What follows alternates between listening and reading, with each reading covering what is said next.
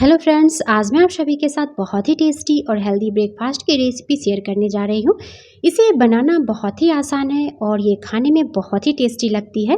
इसे आप weight loss में भी बना करके खा सकते हैं। बिल्कुल नए तरीके का इस नाश्ता को ज़रूर बना करके खाइएगा। इसके साथ मैं स्पेशल वाली चटनी की भी रेसिपी शेयर करने जा रही हूँ। तो मेरी रेसिपी और मेरी मेहनत अच्छी लगे फ्रेंड्स तो मेरे चैनल को सब्सक्राइब कर लीजिएगा, वीडियो को लाइक भी कीजिएगा। वेलकम बैक टू अंशु का पकवान। तो मैंने यहाँ पे ले लिया है सूजी सेमोलिना। तो मैं यहाँ पे 2 कप सूजी का इस्तेमाल कर रही हूँ। तो सूजी कोई सी भी चलेगी फ्रेंड्स, बारीक वाली हो या फिर मोटी वाली। तो सूजी में हमें 2 कप पानी डाल करके 15 से 20 मिनट पहले इसे रख देना है फूलने के लिए। तो मैं यहाँ पे सूजी को पहले ही फूलने के लिए रख दी थी। उसके बाद मैं इसे अच्छे से मिक्स कर ले रही हूँ। अब हमें यहाँ पे पानी डालना है, ज़रूरत लगे तो इसमें हमें थोड़ा थोड़ा पानी भी डाल लेना है। तो मैं इसमें टोटल 1 कप पानी का इस्तेमाल करूँगी और थोड़ा थोड़ा पानी डाल करके इसे हमें अच्छी तरह से मिक्स कर लेना है। तो चलिए मैं इसे अच्छी तरह से मिक्स कर ले रही हूँ। देखिए, अब मैं यहाँ पे स्वाद के अनुसार इसमें नमक डाल दूंगी। तो आप अपने स्वाद के अनुसार यहाँ पे नमक ऐड कर लीजिएगा और उसके बाद हमें इसे एक बार और मिक्स करना है। इसकी कंसिस्टेंसी देखिए फ्रेंड्स, बिल्कुल इसी तरह की गाढ़ी कंसिस्टेंसी रखनी है हमें। बिल्कुल पतला बैटर नहीं बनाइएगा। अगर पतला बनाइएगा तो परफेक्ट नाश्ता आप बना करके नहीं तैयार कर पाइएगा। तो चलिए अब इस बैटर में से हमें इसे 2 पार्ट में बांट लेना है। तो 2 भाग में मैं इसे बांट लूँगी। तो आधे बैटर को मैं निकाल लेती हूँ एक दूसरे बाउल में और इसे निकाल करके मैं इसे साइड में रख देती हूँ। इसका इस्तेमाल हमें आगे करना है। तो चलिए जब तक इस बैटर को हमें साइड में रख देना है।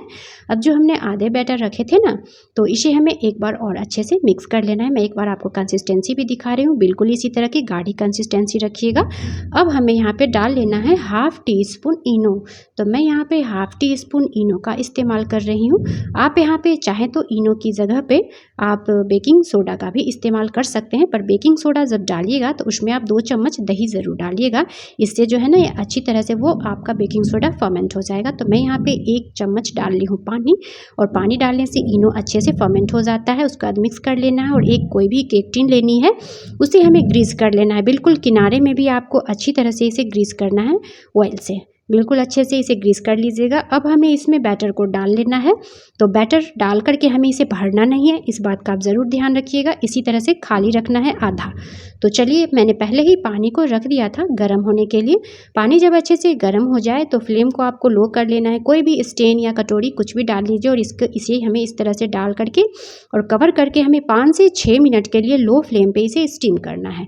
तो 5 से 6 मिनट बाद मैं आपको दिखा देती हूँ। तो चलिए 5 से 6 मिनट हो चुके हैं फ्रेंड्स।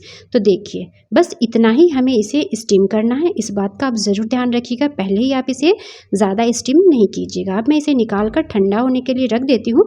जब तक ये ठंडा हो रहा है तो नेक्स्ट प्रोसेस कर लेते हैं। तो गैस को हमें ऑन कर लेना है। फ्लेम को आप यहाँ पे लो कर लीजिएगा और एक पैन को रख लीजिएगा और इसमें हमें डाल लेना है 1 चम्मच तेल।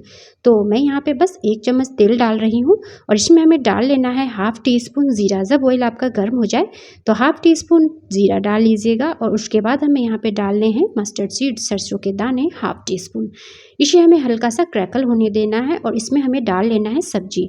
तो हरी भरी सारी सब्जियों को आप इंक्लूड कीजिएगा फ्रेंड्स, जो भी आपके पास अवेलेबल हो सारी सब्जी को भरपूर मात्रा में डालिएगा कट करके। बिल्कुल इस तरह से बारीक बारीक सब्जियों को कट कर लेना है। तो मैं यहाँ पे सब्जी को हल्का सा रोस्ट कर रही हूँ, बस हमें इसे ज़्यादा पकाना नहीं है, इसके कच्चेपन को निकालना है। इसमें मैं डाल रही हूँ कड़ी के पत्ते 5 से 6। तो आप इस सब्जी को बिना भुने हुए भी इस रेसिपी को बना सकते हैं। अब मैं इसमें स्वाद के अनुसार नमक डाल ले रही हूँ हाफ टी स्पून।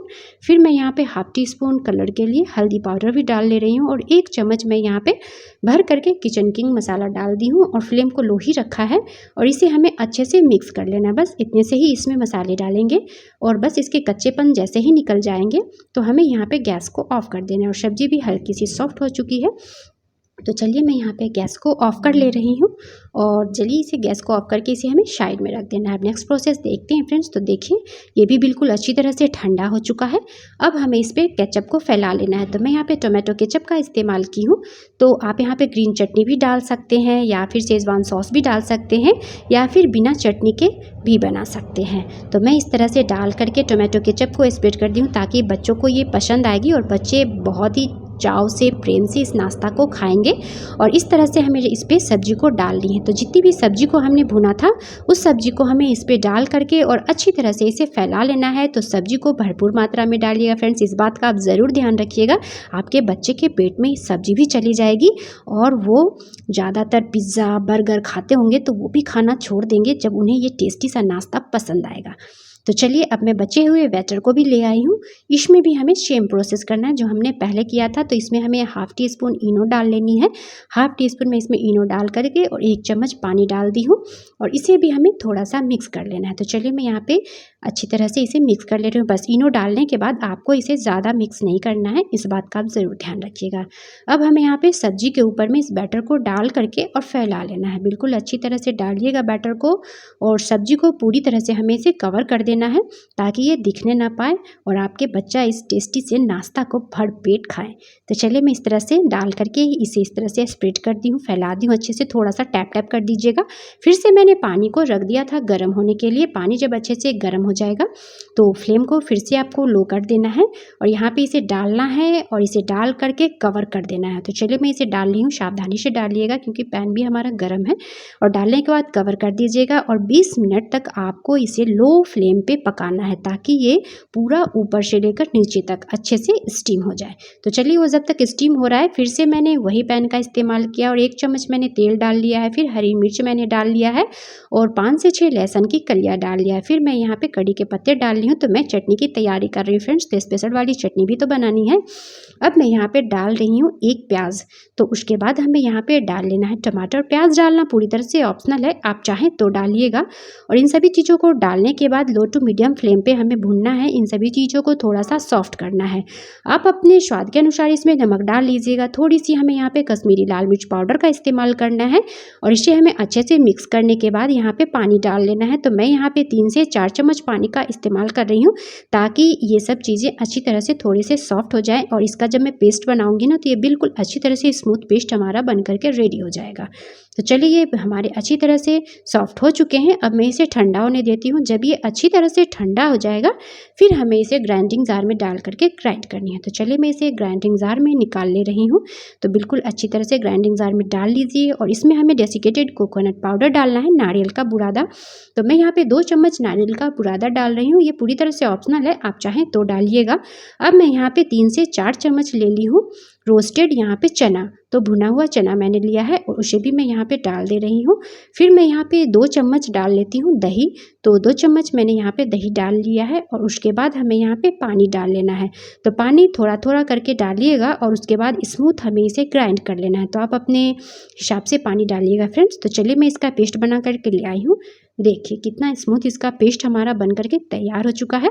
तो चलिए अब मैं इसे साइड में रख देती हूँ। नेक्स्ट प्रोसेस देखते हैं। तो देखते हैं, देखिए 15 से 20 मिनट हो चुके हैं और ये हमारी बिल्कुल अच्छी तरह से स्टीम भी हो चुकी है। अब मैं गैस को ऑफ कर ले रही हूँ। 15 से 20 मिनट में ये बहुत ही अच्छी तरह से स्टीम हो जाती है और इसे हमें ठंडा कर लेना है। तो चलिए मैं इसे ठंडा होने देती हूँ। अब चटनी में स्पेशल वाला लगा लेना है हमें तड़का। तो मैं इस चटनी को निकाल लेती हूँ एक बाउल में और इसमें मैं तड़का लगाऊंगी। तो तड़का को मैंने पहले ही रेडी कर लिया था। तो तड़का मैं यहाँ पे घी का लगा रही हूँ। तो 1 चम्मच मैंने घी ले लिया था, उसमें मैंने सरसों के दाने डाल लिए हैं, कड़ी के पत्ते और 1 सूखी लाल मिर्च। फिर मैं इसमें लगा लूँगी तड़का। तो देखिए हमारी सुपर टेस्टी चटनी भी बन करके तैयार हो चुकी है। जब मन हो तब इस चटनी को बनाइए, खाने में बहुत ही स्वादिष्ट लगती है। इसे आप बना करके डोसा के साथ भी खा सकते हैं या फिर इडली के साथ भी खा सकते हैं।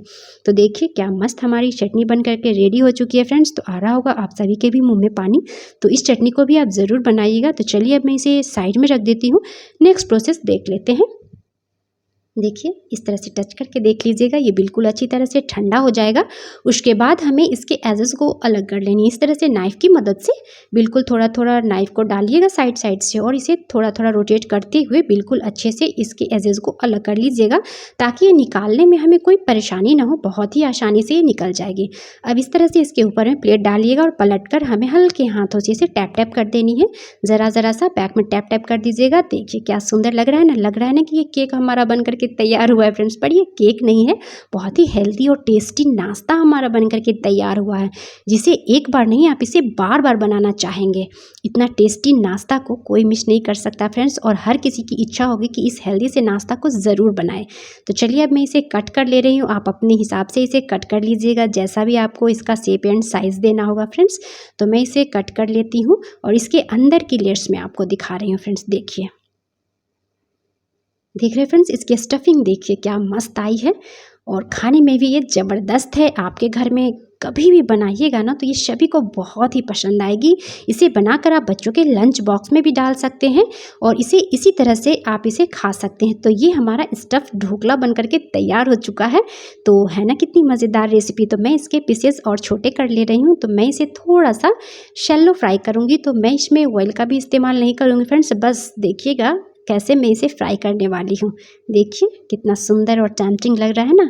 तो चलिए एक पैन को मैंने फिर से गैस पे रख दिया है। इसे बस मैं ब्रश से ऑयल इस तरह से ऑयल लगा करके ग्रीस कर ले रही हूँ। मैं यहाँ पे तेल वगैरह डालूंगी नहीं, बस हल्का सा हमें ग्रीस करना है। तो कोई ज़रूरी नहीं है कि आप इसे सैलो फ्राई करके ही खाएं, आप इसे डीप फ्राई भी कर सकते हैं या फिर बिना फ्राई किए भी खा सकते हैं इस हेल्दी से नाश्ता को। जब मन हो तब बनाइए और इस हेल्दी से नाश्ता को आप इंजॉय कीजिए।